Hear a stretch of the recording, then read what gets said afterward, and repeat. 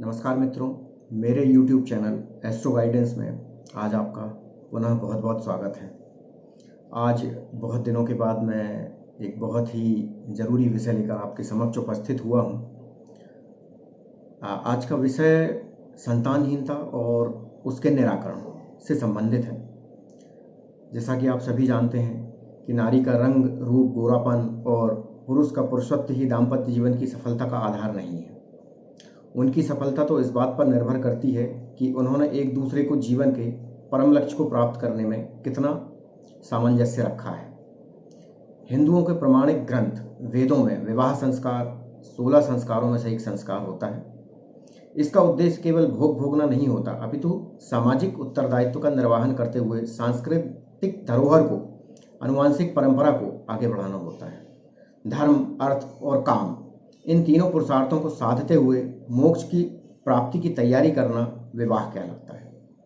यही कारण है कि नारी का रूप और पुरुष का पुरुषत्व ही दाम्पत्य जीवन की सफलता का आधार नहीं हो सकता। विवाह संस्कार में एक मंत्र का उच्चारण किया जाता है जिसका आशय है दोनों के हृदय इस प्रकार से एक हो जाएं जैसे दो पात्रों का जल मिलकर एक हो जाता है। उसे पुनः अलग नहीं किया जा सकता। विवाह की सफलता धन, भौतिक सुख सुविधाएं और केवल भोग पर निर्भर नहीं करती है। ऐसी दृष्टि ही महर्षि वशिष्ठ के ज्योतिष ज्ञान पर प्रश्न चिन्ह लगा देती है। वे राम सीता के हृदय की गहराई को नहीं समझ सके थे। शरीर से पृथक पृथक रहने पर भी राम सीता का एक होना ही विवाह की सफलता है। विवाह बंधन का परिणाम संतान के रूप में दृष्टिगोचर होता है, ये सभी जानते हैं। संतान एक पवित्र बंधन की भूमिका निभाती है। माता पिता बनने के बाद पति पत्नी का क्षेत्र विस्तृत हो जाता है। प्रेम और स्नेह का मिला जुला रूप संतान होती है, पुत्र अथवा पुत्री के रूप में। सांस्कृतिक परिप्रेक्ष्य में यदि संतान को देखा जाए तो वह माता पिता की विरासत को आगे बढ़ाती है। संतान को समाज के अधिकांश लोगों ने सिर्फ पुत्र के अर्थ में देखा है। यह पुरुष प्रधान समाज की देन है। परंतु क्या आपने कभी विचार किया है, आपने जो संतान उत्पन्न की है वह किसी की कन्या से मिलकर की है, और आपकी पत्नी जिससे आप इतना प्रेम करते हैं, आप प्रतिदिन शयन करते हैं, वह भी किसी माता पिता की कन्या ही है, जो आपकी कितनी सेवा करती है, घर की देखभाल करती है, सभी लोगों का ध्यान रखती है। वह वास्तव में एक नारी ही है। अतः कन्या समाज में जो महत्वपूर्ण भूमिका निभाती है उसे लोग कैसे नकार सकते हैं। अब संतान का अर्थ समझ लेते हैं। स्त्री और पुरुष दोनों ही अकेले रहते हैं तब तक अधूरे हैं जैसे कि ऊपर स्पष्ट किया गया है। पवित्र विवाह बंधन दोनों को पूर्णता प्रदान करता है, लेकिन फिर भी दोनों के भीतर एक अभाव सा खटकता रहता है। सामाजिक ही नहीं, व्यक्तिगत परिप्रेक्ष्य में भी पति पत्नी दोनों संतति का सुख प्राप्त करना चाहते हैं। और जब पहली बार पत्नी गर्भवती होती है तो दोनों को विवाह की सार्थकता का बोध होता है। इसे अवर्णनीय कहा गया है। यह एक अनुभूति है जो माता गर्भवती होती है वो केवल वही समझ सकती है इस बात को, या जो पिता बनने की तैयारी कर रहे होते हैं और उन्हें खुशखबरी प्राप्त होती है कि मैं पिता बनने वाला हूँ, वो इस अनुभूति को अनुभूत कर सकते हैं, इसका परसेप्शन कर सकते हैं। ऐसा सुखद अनुभव प्रेम के मूर्तिमान का प्रतीक होता है। और जब वह संतान आज्ञाकारी होती है, अर्थात माता पिता के हितों का ध्यान रखने वाली होती है, तो उसे पूर्व जन्म के संचित पुण्यों का फल माना जाता है। ऐसे माता पिता धन्य कहलाते हैं। कहा भी गया है, जननी जने तो भक्त जन, कह दाता कह सूर, नहीं तो रीझ बांझड़ी मति गवावे नूर। रामचरितमानस में तुलसीदास जी एक जगह कहते हैं, सुनु जननी सोई सुत बड़ भागी, जो पितु मातु वचन अनुरागी। दोस्तों, कहने का अर्थ यह है कि हमारे सनातन संस्कृति में 16 संस्कार होते हैं। उन संस्कारों में एक संस्कार होता है विवाह संस्कार। और विवाह संस्कार की पूर्णता तभी मानी जा सकती है जब विवाह के पश्चात आपको संतान की प्राप्ति हो, और आज्ञाकारी संतान की प्राप्ति हो तो सोने पे सुहागा, क्या कहना। तो आज का विषय संतानहीनता और उसके निवारण से संबंधित है। जिन दंपतियों को संतान नहीं हो रही है या वो संतान प्राप्त करने में सक्षम नहीं है, सभी प्रयास करने के बाद भी संतान प्राप्त नहीं हो रही है, तो उसके कई सारे कारण हो सकते हैं। संतान प्राप्त ना होना या संतानहीनता, उसके कुछ कारणों में जैसे कि पितृदोष एक कारण होता है, मात्र दोष एक कारण होता है, या आपकी जन्म पत्रिका में पंचम भाव का स्वामी यदि शत्रु क्षेत्र में विराजमान हो, या पंचम भाव पर पाप ग्रहों की दृष्टि पड़ रही हो, या पंचम भाव पाप पीड़ित हो, पंचम भाव पाप पीड़ित ग्रहों के मध्य में हो, कुल मिलाकर जो संतान दाता भाव है आपकी कुंडली में, पांचवा भाव, यदि वो किसी भी तरह से कमजोर है कुंडली में, तो आपको संतान प्राप्ति में बाधा दे सकता है। इसी प्रकार जन्म पत्रिका में यदि बृहस्पति कमजोर है, कम अंशों पर हैं, पाप पीड़ित हैं, पाप ग्रहों की दृष्टि बृहस्पति पर है, अथवा शुक्र पाप पीड़ित है, शुक्र अस्त है, या शुक्र पर किसी पाप ग्रहों की दृष्टि है, या शुक्र नीच राशि में है, तो ये सब कारण संतानहीनता को जन्म देते हैं। मित्रों, आज आपके समक्ष में कुछ ऐसे निराकरणों और उपायों की चर्चा करने जा रहा हूं जिनसे निसंकोच आपको संतान की प्राप्ति अवश्य होगी, चाहे वह पुत्र के रूप में हो अथवा पुत्री के रूप में। पृथ्वी पर 3 अमृत ऐसे पाए जाते हैं, यदि आप उनका सेवन नियमों के अनुसार करें तो निश्चित रूप से आपको संतान की प्राप्ति अवश्य होगी। उन 3 अमृतों के बारे में मैं आपको बता रहा हूं। वो 3 अमृत हैं। पहला है अमृत जौहर सत, दूसरा है हीरा भस्म, और तीसरा है स्वर्ण भस्म। पृथ्वी के 3 अमृतों से बनने वाली वटी या जो आयुर्वेदिक औषधियां हैं, उनके नाम निम्नानुसार हैं, मैं आपको बता रहा हूं, ध्यान से सुनिए। पहला है अमृत जौहरादि वटी, दूसरा है हीरा भस्मादि वटी, और तीसरा है स्वर्ण भस्म अवलेह। इन तीनों में से किन्हीं भी औषधियों का आप निरंतर 3 माह तक यदि सेवन करते हैं तो निश्चित रूप से आपको संतान की प्राप्ति होगी ही।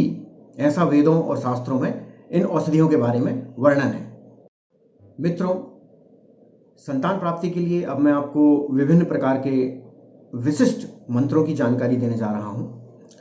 मंत्र क्या है? निश्चित वर्ण समूह द्वारा उच्चारित ध्वनि को मंत्र कहते हैं। संक्षेप में जो शब्द पद समूह जिस जिस देवता या शक्ति को प्रकट कर सकता है, वह उस देवता या शक्ति का मंत्र कहलाता है। मंत्रों में गजब की शक्ति होती है, उनकी एक निश्चित फ्रीक्वेंसी होती है। ये विधि विधान को भी बदल सकते हैं यदि आप चाहें तो।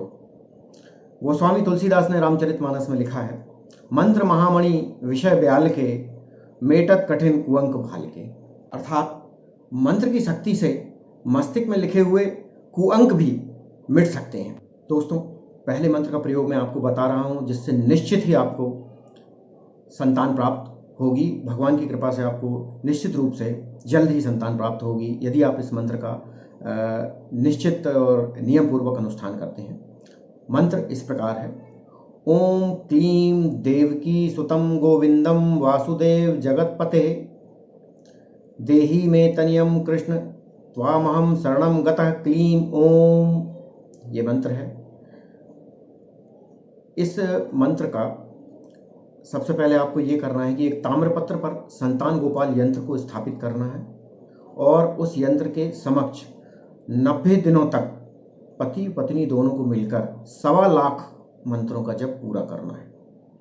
एक ताम्रपत्र पर, तांबे के एक पत्र पर संतान गोपाल यंत्र को स्थापित कीजिए, और फिर 90 दिनों के अंदर या 90 दिनों में आपको इस मंत्र के 1.25 लाख जप पूरे करने हैं। 1.25 लाख जप पूरे होने के बाद आपको 12,500 मंत्रों से हवन करना है अंत में, जब जब पूरा हो जाए।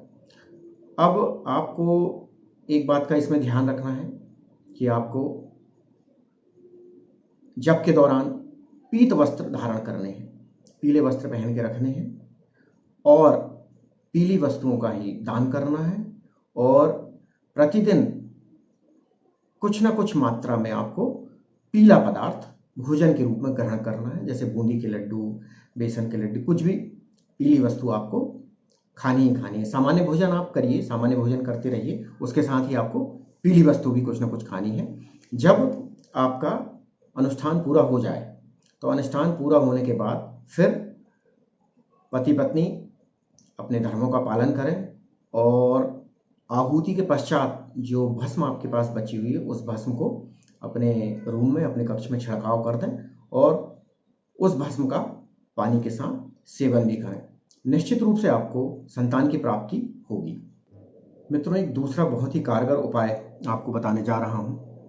हरिवंश पुराण में संतान गोपाल स्तोत्र दिया हुआ है।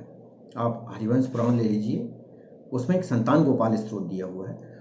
उस संतान गोपाल स्तोत्र का आप प्रतिदिन पति पत्नी मन से पाठ कीजिए, भगवान पर विश्वास करके उसका पाठ कीजिए। 1 वर्ष के अंदर निश्चित रूप से आपको संतान की प्राप्ति होगी। पुत्र प्राप्ति या पुत्री प्राप्ति का एक तीसरा प्रयोग आपको बता रहा हूँ। यह स्वयं सिद्ध प्रयोग है। मैंने कई लोगों पर यह प्रयोग किया है और बिल्कुल 100% सफलता पाई है। प्रयोग कुछ इस प्रकार है। प्रयोग में आपको रामचरितमानस बालकांड दोहा संख्या 200 में एक चौपाई दी हुई है। चौपाई इस प्रकार है। प्रेम मगन कौशल्या निशिदिन जात न जान, सुत स्नेह बस माता बाल चरित कर गान। इस चौपाई का आपको किसी भी सोमवार के दिन रात के 10 बजे से 12 बजे के मध्य, किसी भी सोमवार के दिन रात को 10 बजे से लेकर 12 बजे के बीच में 108 बार इस चौपाई को आपको पढ़ना है और फिर इसी चौपाई से 108 आपको आहुति देनी है। आहुति आप मावा मिश्री इत्यादि से दे सकते हैं, किसी से। 108 बार इस चौपाई को पढ़ना है और फिर 108 बार इसकी आहुति आपको देनी है। इससे यह चौपाई सिद्ध हो जाएगी। फिर इसके बाद पति और पत्नी दोनों इस चौपाई को प्रतिदिन कम से कम 21 बार पढ़िए। निश्चित रूप से जल्द 6 माह या साल भर के अंदर आपको निश्चित रूप से संतान की प्राप्ति होगी, इसमें कोई संशय नहीं है। मित्रों, एक और बहुत जबरदस्त तरीका मैं आपको बता रहा हूं संतान प्राप्ति का। एक मंत्र है। मंत्र इस प्रकार है। ओम क्लीं कृष्णाय नमः पुत्रम कुरु कुरु स्वाहा। एक बार और मंत्र को पढ़कर मैं आपको बता रहा हूं। ओम क्लीं कृष्णाय नमः पुत्रम कुरु कुरु स्वाहा। आपको करना क्या है? श्री कृष्ण जन्माष्टमी के दिन प्रातः उठते ही स्नान आदि से निवृत्त होकर इस मंत्र को जपना शुरू कर दीजिए। उस दिन रात्रि 12 बजे तक, कृष्ण जन्म होने तक निराहार रहकर इस मंत्र को जपें। एक ही दिन में यह मंत्र सिद्ध हो जाएगा। बस शर्त यह है कि उस पूरे दिन भर आपको मौन रहना, अर्थात मंत्रोच्चार के अतिरिक्त कुछ भी नहीं बोलना है। इस प्रकार यह मंत्र सिद्ध कर लीजिए। फिर पति 108 बार पत्नी के कान में इस मंत्र को सुनाएं और अपने धर्म का पालन करें। जब जब भी पति पत्नी पुत्र उत्पत्ति हेतु अपने धर्म का पालन रात्रि में करें, उससे तुरंत पूर्व पति का यह कर्तव्य है कि पत्नी के कान में 108 बार इस मंत्र का उच्चारण करें, पत्नी को ये मंत्र 108 बार सुनाएं। बस फिर कोई संशय नहीं है, निश्चित रूप से आपको संतान के रूप में पुत्र ही प्राप्त होगा। मित्रों, कई बार मेडिकल प्रॉब्लम्स के कारण संतानहीनता का सामना हम लोगों को करना पड़ता है। मेडिकल प्रॉब्लम पुरुष और स्त्री दोनों के साथ हो सकते हैं, तो मैं उसके लिए भी आपको स्वयं सिद्ध प्रयोग बता रहा हूं। पुरुष स्वर्ण भस्म अवलेह बाजार में आपको मिल जाएगी, स्वर्ण भस्म अवलेह। तो इस स्वर्ण भस्म को ला करके पुरुष दूध के साथ रात में स्वर्ण भस्म को थोड़ा थोड़ा लेना चालू करे। 3 माह तक पुरुष को यह प्रयोग करना है। और स्त्रियों के लिए आपको मैं 2 औषधियों के नाम बता रहा हूं। इसमें से एक औषधि का नाम है शिवलिंगी। शिवलिंगी के बीज होते हैं छोटे छोटे, वो शिवलिंगी ले आइए आप बाजार से। 250 ग्राम लगभग शिवलिंगी ले आइए। और पुत्र जीवक के बीज 250 ग्राम पुत्र जीवक के बीज ले आइए और इन दोनों को कूट पीस करके मिला लीजिए। और फिर इसका सेवन स्त्री को 6 माह तक करना है। 6 माह तक स्त्री को इसका सेवन दूध के साथ कर सकती हैं, पानी के साथ कर सकती हैं। 6 माह तक स्त्री को इन 2 औषधियों का सेवन करना है। निश्चित रूप से आपके शरीर में जो भी मेडिकल प्रॉब्लम होगी, जिस भी कारण से आप संतानहीनता का सामना कर रहे हैं, संतानहीनता का कष्ट आप भोग रहे हैं, वह बिल्कुल दुरुस्त हो जाएगी। वह समस्या आपकी बिल्कुल हल हो जाएगी। यह आप विश्वास रखिए और ये प्रयोग आप निश्चित रूप से करके देखिए। दोस्तों, मैंने आपको जो भी प्रयोग यहाँ पर बताए हैं, आप स्वयं पर विश्वास रखकर, मुझ पर विश्वास रखकर और उस परमपिता परमात्मा पर विश्वास रखकर इन प्रयोगों को करना चालू कीजिए। निश्चित रूप से आपको जल्द ही संतान की प्राप्ति होगी। दोस्तों, आज के लिए बस इतना ही। नीचे डिस्क्रिप्शन बॉक्स में मेरे अन्य वीडियोस की लिंक आपको दी हुई है। वो वीडियोस भी बहुत अच्छे हैं, आपके बहुत काम के हैं, आपके बहुत काम आ सकते हैं। तो उन वीडियोस को देखिए और लाभ उठाइए।